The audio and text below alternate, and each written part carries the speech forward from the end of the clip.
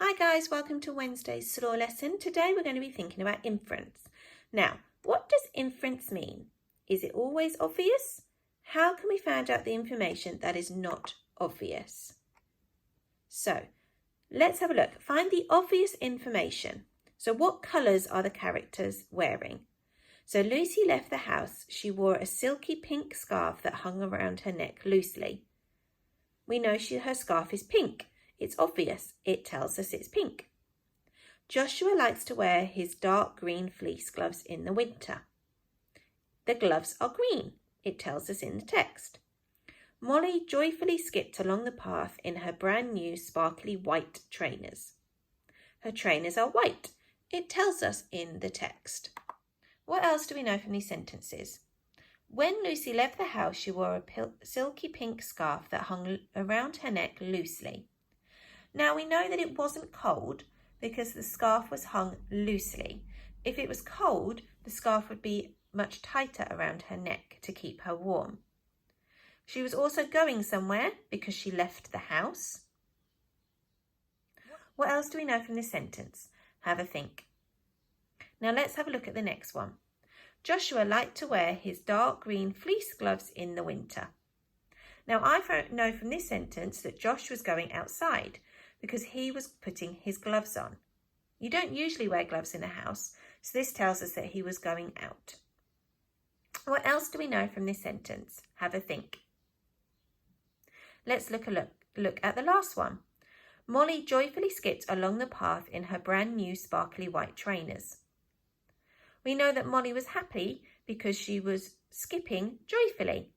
What else do we know from this sentence? Let's think about the text we read yesterday. I'm going to read it again to you. The whole house is going up, Will said, holding his sister close. We'd better move back. Will we have to buy a new house? Peg asked. What with, said their father. All our money is tied up in that shop. We're ruined. Well, at least we're alive, said the mother, pulling the children to her. Just then, Captain Dick Walton, leading the men of the watch, pushed his way through the crowd. The watch were the city's guardians, the men you called on when you needed help. Stand clear, everyone, said Captain Walton in a loud voice. We'll deal with this. You'll never save our house now, said Will. Will's mother burst into tears. Peg did as well. Will's father hugged them both.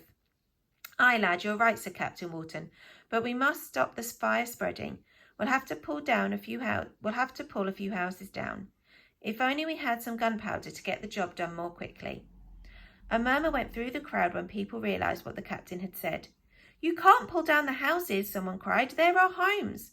I'm sorry, said Captain Walton. I'm afraid we don't have much choice. It's too late anyway, said Will. Next door's roof is already on fire. Within a few minutes, the street was ablaze. What I would like you to do is think about how the characters are feeling. So the characters we're going to be thinking about are the crowd and Captain Walton. So, how do you think they are feeling? And how do you know they're feeling that way? What were their reactions? What can you pick up from the text in what they said or did to know that they were feeling that way? And then I want you to write a sentence. I think the crowd is feeling because. I think Captain Walton is feeling because.